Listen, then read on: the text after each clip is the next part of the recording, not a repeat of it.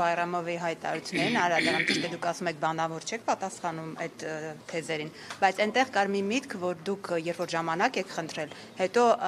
չեք փորձել լուծել, պատճառաբանելով, որ Հայաստանում ձեզ կսպանեն։ Ինչ մտահոգություն ունեիք, ով ձեզ պետք է սպաներ, եւ քանի որ ձայնագրությունների գաղտնալսումներից խոսք եղավ, Սերժ Սարգսյանը ժամանակի նախընտրական շրջանում մի ձայնագրություն էր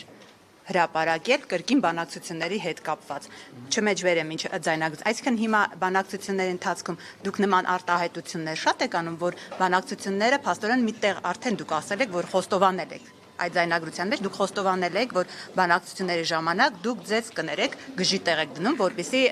իրավիճակը փրկեք։ Հիմա Բայրամովն էլ այս մի հայտարարությունն է արել։ Հիմա ինչպես հասկանանք այս ամեն ինչը եւ արդյոք դուք բանակցություններում նման բան եք ասել։ Գիտեք, ինչ ես էլի եմ ասում,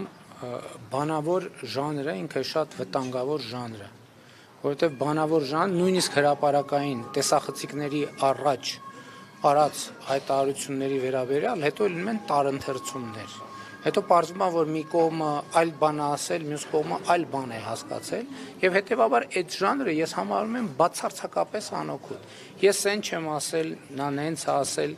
ինքը չնստած էր, բայց ես հիշում դու սուրճ էիր խմում, ես սուրճ։ Դա անօգուտ ժանր է։ Այսինքն դա բացարձակապես նախ ես կարող եմ ասել, որ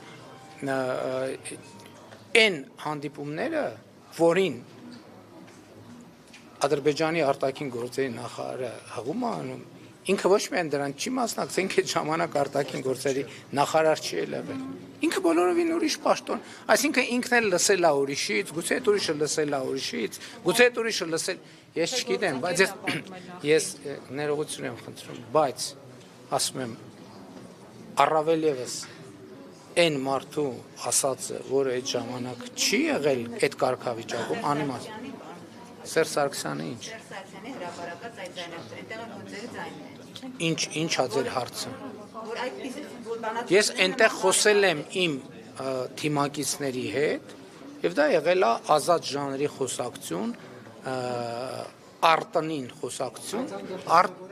արտանին խոսակցության ժամանակ կարող են ձևակերպումները լինել ընդարձակ եւ ստեղծագործական։ Դա չի վերաբերվում միայն ինձ, դա վերաբերում է նաեւ ձեզ բոլորիդ։ Խնդրեմ։